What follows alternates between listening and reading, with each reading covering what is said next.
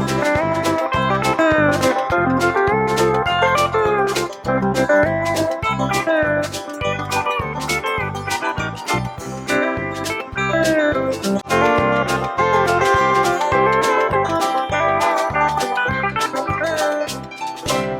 guys, I want to welcome you back here to another episode. I'm Dave from MyGunValues.com, and I want to first of all apologize for the audio on this video. Our microphone system just flat quit. Tried everything we could, got a new one on order, but it's not here yet. And I'm going to be busy for the next couple of weeks, so I'm going to shoot 2 or 3 videos today. So the next few videos, the audio won't be the best because we're going to have to use the camera audio, and I do apologize for that. But had something happen last night that kind of brought up that not everybody knows that certain cartridges aren't the same. And if you've been doing this for, years like I have, then you know what I'm about to tell you. But I went to an auction last night. Really typical for me to be able to go to this auction and pick up some gun stuff really inexpensively, because they don't typically have a lot, so it keeps the big dealers away, and it's just little guys. And if it's an eclectic collection like it was last night, nobody's really interested in it. I need a lot for videos and for photo work and things like that. So it's nice to have some of this oddball stuff you don't normally have. So I'm standing there talking to a guy last night. I've known him for several years. He's an older gentleman, pretty sharp cookie. Doesn't do a lot of shooting. He does a little bit. His big love is 45-70.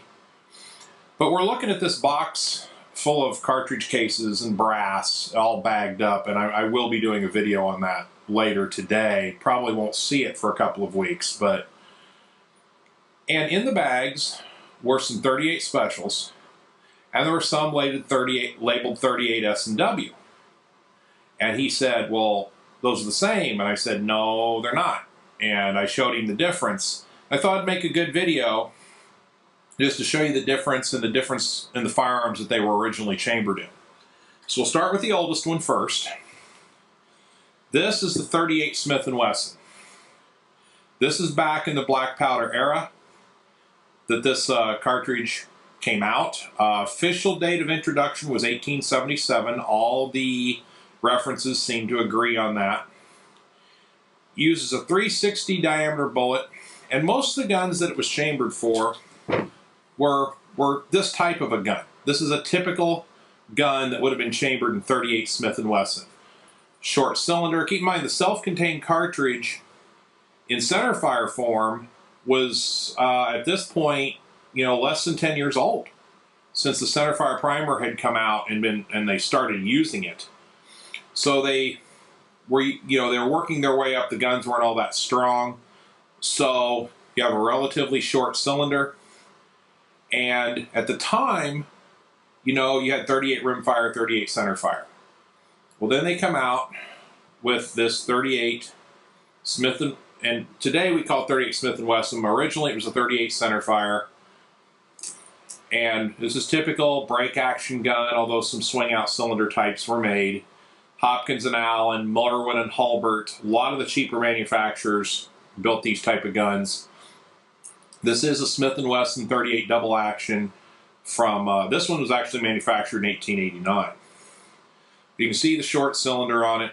And keep in mind, this cartridge was originally black powder. So it certainly wasn't a powerhouse by any stretch of the imagination, but it was better than the 22 rimfires and 22 shorts. You would just chamber it up, and that would be that. Well,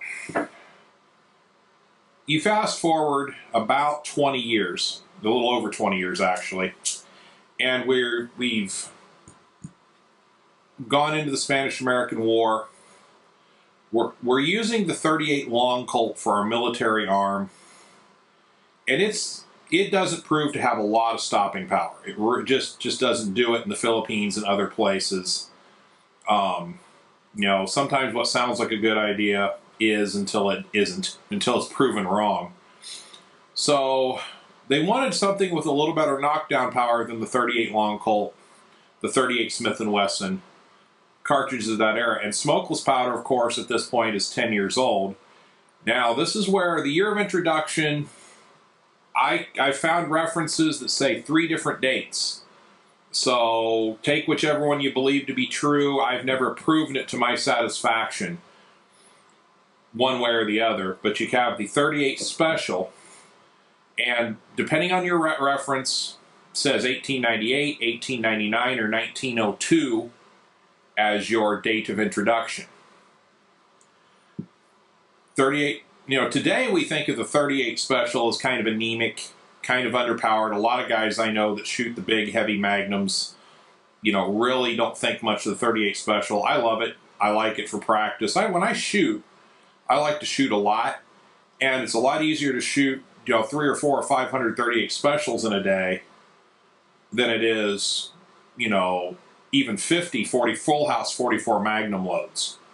So if you're going to, you know, if I'm going to spend a day plinking, I really like things like the 32 Special, the 32 Smith & Wesson Long, the 45 Auto Rim, 45 ACP, stuff that just doesn't beat your hand up.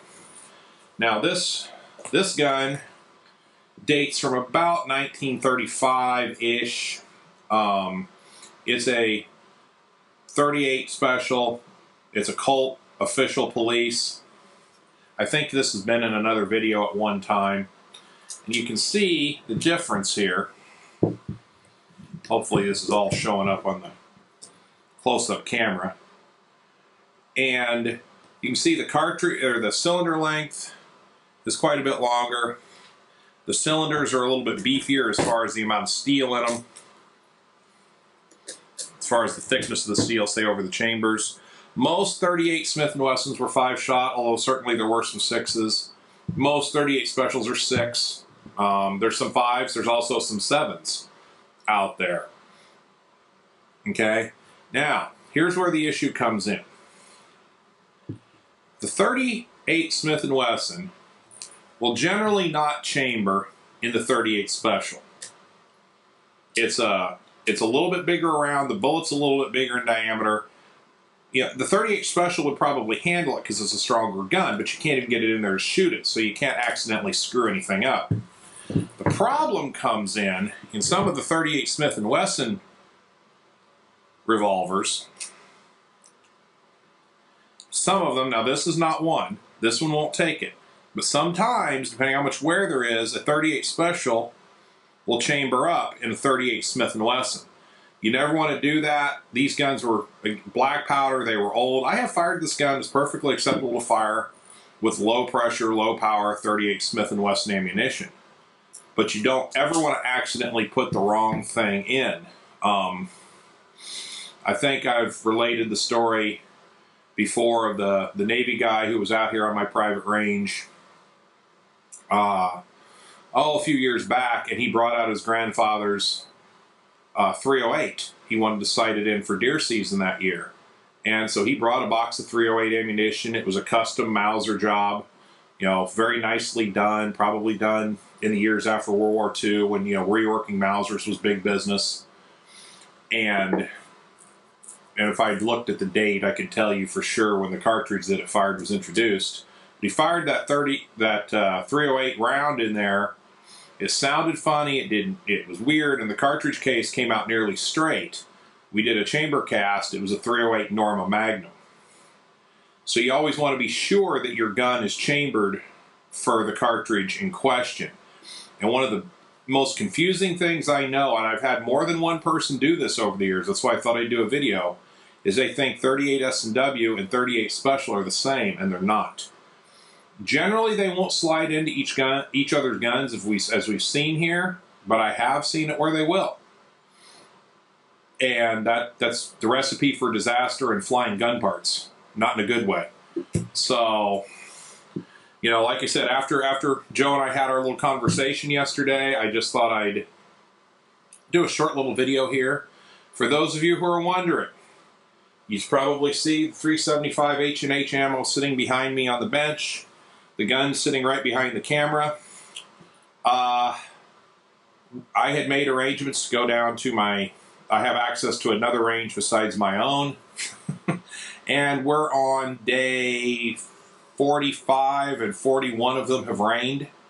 And today's no different. It's absolutely pouring outside. So I couldn't make the trek down there and set the cameras and the chronograph and everything else up out in the rain. It's just no good. And here at my range, of course, when you have standing water, you get bullet ricochets, and it's not a good plan to shoot when you have standing water. So as soon as I get a dry day, I will be taking the 375 out, and we'll be shooting all that ammo, and we'll finish that series up, hopefully, and we'll show you the difference. But I thought I'd do a short one here on the 38 Smith & Wesson versus the 38 Special, just so you can see the difference in what they are.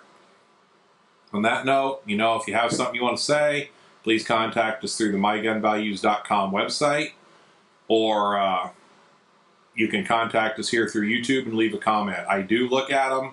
I usually try to look at them on the weekends, and I will post comments. Like if you just say thanks for the video, I'm probably not going to say much, because time is a premium, unfortunately. But if you have questions or you have something you want to see, by all means, let us know, and we'll try to do the best we can for you.